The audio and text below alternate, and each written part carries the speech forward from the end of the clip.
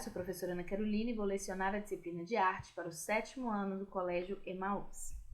Lembrem-se das nossas orientações, está sempre num local bem tranquilo para fazer nossas videoaulas e que todas as atividades devem ser feitas tendo como base nossas videoaulas. Vamos lá? Hoje daremos continuidade, então, à nossa leitura e reflexão sobre o nosso livro didático. Então, por favor, tenha o livro, o caderno e a bolsinha em mãos. A orientação continua a mesma. Caso vocês precisem fazer anotações, colocar dúvidas, reflexões, posicionamentos, coloquem no caderno de artes, tá bom? E vamos lá? Sigam a leitura. Sempre que eu pedir para ler algum texto no final, por favor, leiam, porque isso maximiza o ensino e a aprendizagem de vocês, tá bom? Então vamos lá. Capítulo 2, Arte e Espaço Público. Ainda estamos nessa temática. E vamos fazer da página 65, 66 e 67. E vamos conversando sobre isso, tá bom? O teatro de rua e a arte pública. Diferentemente do que muitas pessoas imaginam, a arte não existe apenas em espaços fechados, como museus, galeria e casas de espetáculo. Ela pode estar presente em inúmeros espaços públicos, fazendo parte do cotidiano dos cidadãos e modificando a paisagem dos mais diferentes lugares, de modo permanente ou temporário, que foi o que a gente viu desde o tema 1 do capítulo 1, né? Quando vimos sobre as obras da Witch, as obras de picho, grapicho e grafite, né? Porque a arte, normalmente as pessoas pensam que elas estão somente nos museus, em casas de espetáculos, em grandes prédios, quando na realidade a arte está em todo lugar. E a arte urbana, ela veio, né, e se consolidou para ocupar esse espaço, né, de estar na vida das pessoas no seu cotidiano. Não é só ir ao museu. Quando a gente pensa em ir ao museu, é uma escolha que a pessoa tem de ir até este local para consumir arte.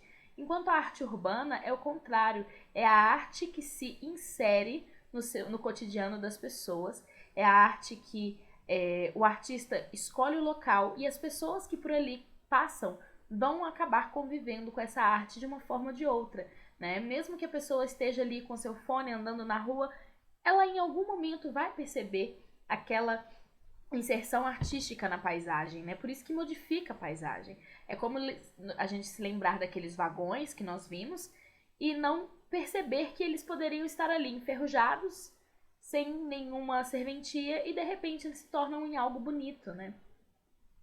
O teatro de rua é realizado fora dos edifícios teatrais e pode ocupar diversos espaços, as ruas, as praças, os metrôs, as universidades, né? Novamente a gente traz essa reflexão, né? O teatro, que ele é realizado em um prédio, né? O prédio chamado teatro, ele normalmente a pessoa precisa se deslocar até este local, muitas vezes precisa de se desprender de dinheiro, enquanto que o teatro de rua, ele se insere na vida das pessoas, né? Você está ali na rua e de repente começa um espetáculo teatral. É claro, é a sua escolha, né? Assistir ou não, mas normalmente as pessoas vão assistir. E o dinheiro, na verdade, nesse caso, é um pouco diferente, né? As pessoas normalmente podem fazer doações para esse grupo, mas não é obrigatório. A pessoa pode assistir sem precisar se desprender economicamente.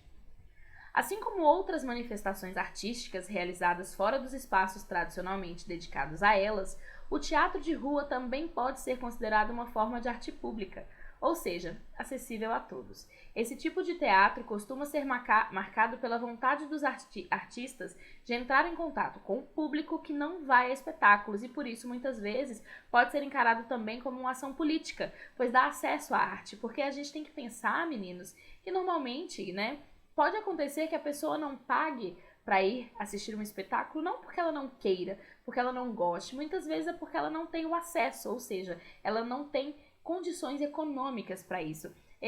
Nós temos vários movimentos artísticos que tentam dar conta desse movimento, fazendo, por exemplo, a Semana do Teatro, em que os espetáculos passam a ser gratuitos, né? Ou então por um alimento, né? Alimento não perecível, um pacote de alimentos que vai ser doado, né? Então aí temos uma ação dupla, que é trazer acesso ao teatro e ao mesmo tempo alimentar pessoas que têm fome. Então, o acesso à arte na arte urbana é ainda mais democrático, né? Porque a pessoa ela não precisa se deslocar, a arte vem até ela. Então, é algo bem bonito de se ver. Leia a seguir um trecho de uma palestra de Amir Haddad, diretor do grupo de teatro Tá na Rua, em que o artista fala um pouco sobre a arte pública. Palavra do artista. Vamos ler juntos? Nossa atividade é de arte pública. Nós vamos para as praças, nós vamos para as ruas, nós oferecemos o nosso trabalho. Nós achamos que existe uma quantidade grande de doação que é possível ser feita em contato direto com a população. Nenhum grupo de teatro de rua tem essa ideia de se trancar e vender ingresso. A gente vai para a rua e muitas vezes acha que tem dinheiro, acha que quer, acha que merece e merece. Mas não ter dinheiro não impede a gente de fazer, de ir para a rua e fazer. É um chamado muito grande. Então aqui a gente observa um pouco do que eu falei, né? Eles merecem, eles estão trabalhando, eles merecem o dinheiro. Mas para eles isso não é tão importante, né? É um chamado que eles têm de trazer a arte de forma democrática para todas as pessoas. Então não ter o dinheiro não impede esses artistas de fazer o seu trabalho, né? Então, nesse momento que o mundo vai mal, também tem um movimento novo, de coisas novas que vão acontecendo. E eu acho que o movimento de teatro de rua faz parte dessa novidade, da possibilidade de um aceno para o futuro diferente que esse presente quer nos oferecer.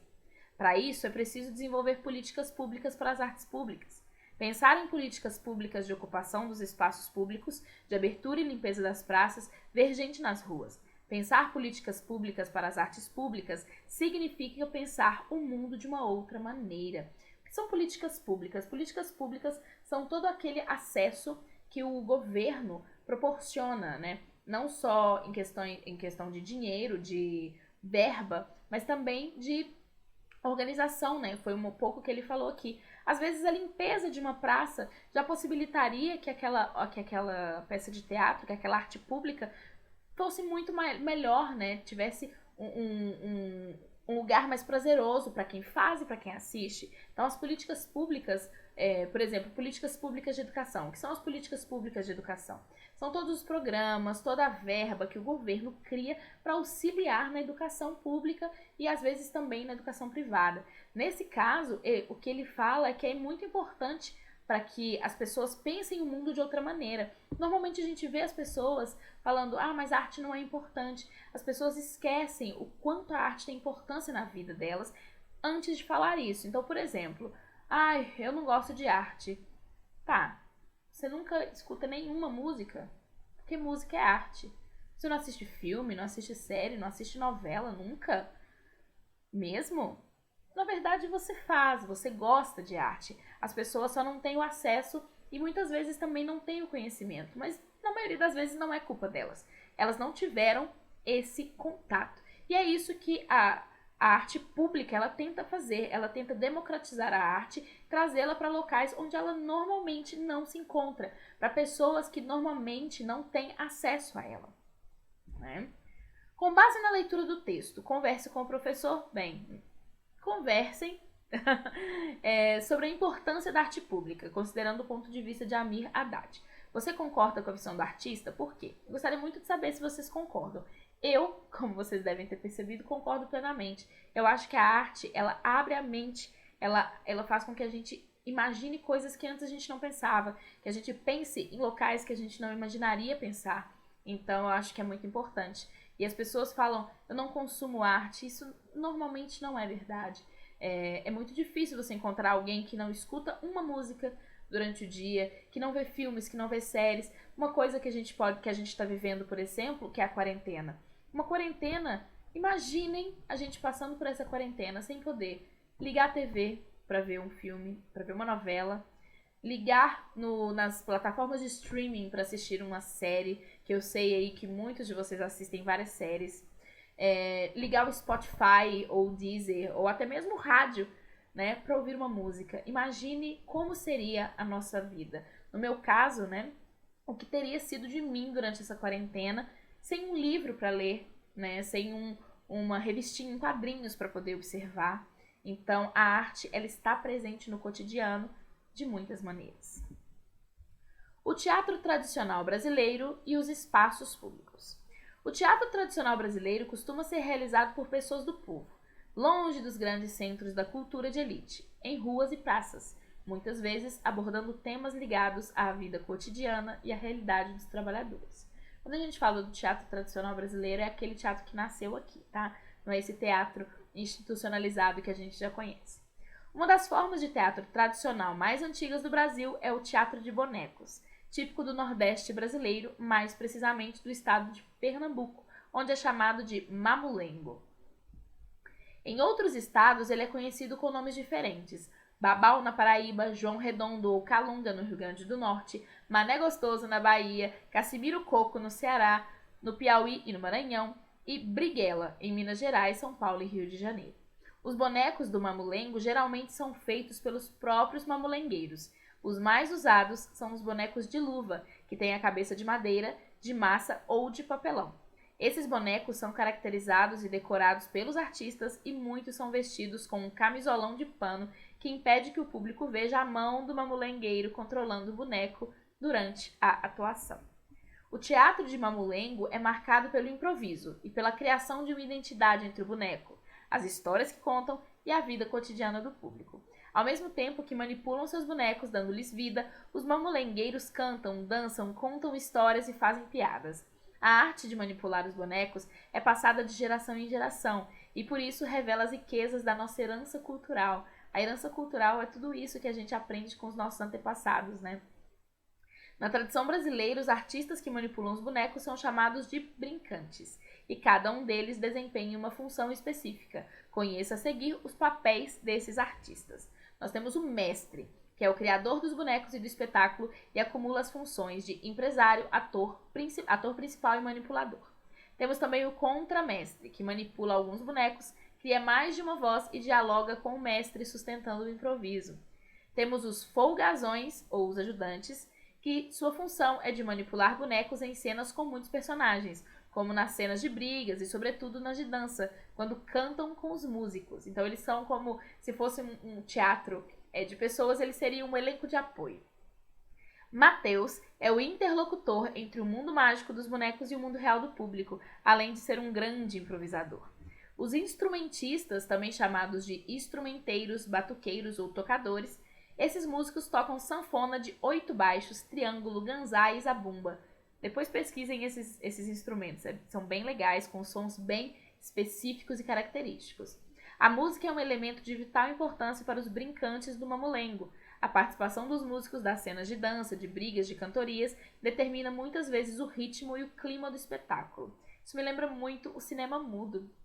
O cinema mudo, como o nome já diz, era mudo, a tecnologia ainda não conseguia captar áudio e normalmente era colocada uma música após, na pós-produção desses filmes. E normalmente, se era uma cena tranquila, era uma música tranquila. Se fosse uma música bem rápida, seria normalmente uma briga, uma perseguição.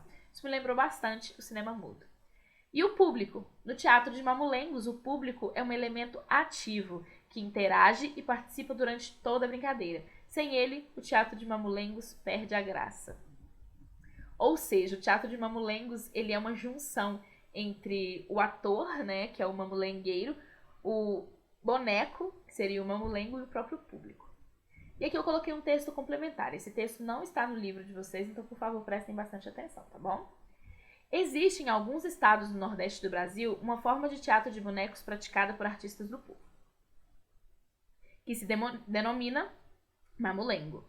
É o mamulengo um teatro de características inteiramente populares, onde os atores são bonecos que falam, dançam, brigam e quase sempre morrem. Como em tantas outras manifestações artísticas da cultura popular nordestina, o mamulengo revela de modo singular a rica expressividade do dia a dia do povo da região. Através dos bonecos, o povo se identifica com as suas alegrias e suas tristezas, com seus temores e sua capacidade de fé, com seus tipos matreiros e seus elementos repressores, com o esmagamento de seus direitos e sua ânsia de liberdade. O mamulengo tem realmente um extraordinário poder de sintetização e revelação estética dos anseios mais ardentes do povo nordestino, não obstante a precariedade de seus recursos disponíveis, quer técnicos, quer mesmo estéticos ou até mesmo de escolaridade. guardando elementos vinculados à tradição dos folguedos ibéricos e sendo remanescentes dos espetáculos da comédia dell'arte, o mamulengo baseia-se na improvisação livre do ator, conquanto tenha um roteiro básico para a história que não é escrita. Os diálogos são criados no momento mesmo do espetáculo, de acordo com as circunstâncias e com a forma de reação do público. A comédia dell'arte, meninos, ela foi das primeiras peças de teatro que passaram a utilizar figurinos, né? É uma peça de teatro muito conhecida e que traz elementos até hoje no nosso teatro, assim, personagens muito reconhecíveis, uma história muito reconhecível, e era improvisada também, artistas de rua que a faziam, mas passaram a entender aqueles personagens como um ser com sentimentos e características. Então, por mais que fosse um grupo aqui fizesse uma apresentação e o grupo de lá também, normalmente eles estariam com roupas muito parecidas, porque naquele momento eles passaram a entender o figurino como parte do teatro, né? Não podendo existir sem a música e sem a dança, o mamulengo exige do público uma participação constante e ativa, que permita completar o que os bonecos muitas vezes irão apenas sugerir. Requer-se, portanto, uma imensa interação boneco-plateia, que não se torna difícil por conta do incrível poder de improvisação e capacidade imaginativa que tipifica os mamulengueiros. Por isso, sendo um teatro do improviso, do repente, depende visceralmente do público assistente que alimenta, ignora ou castra a vertente de criação que sai do mestre, passa para o boneco e atinge o público. Então, o público ele funciona quase como um termômetro, né? Nos teatros de improviso no geral, mesmo aqueles que não são de mamulengo. Porque se o público não... Se o seu propósito com aquele improviso é fazer rir, o público não está rindo, você toma outra direção. Se ele está rindo, você segue naquela direção, né? Então, o público ele é muito importante nesses casos. Bom, ler a atividade Experimente, da página 67, que é uma atividade que a gente não consegue fazer por videoconferência ou por videoaulas, mas eu gostaria que vocês lessem essa atividade e refletissem sobre ela. Se vocês quiserem fazer anotações sobre ela também, vai ser bem legal. Nós nos vemos na próxima aula, onde vamos continuar com essa temática. E lembre-se, juntos no caminho certo. Tchauzinho.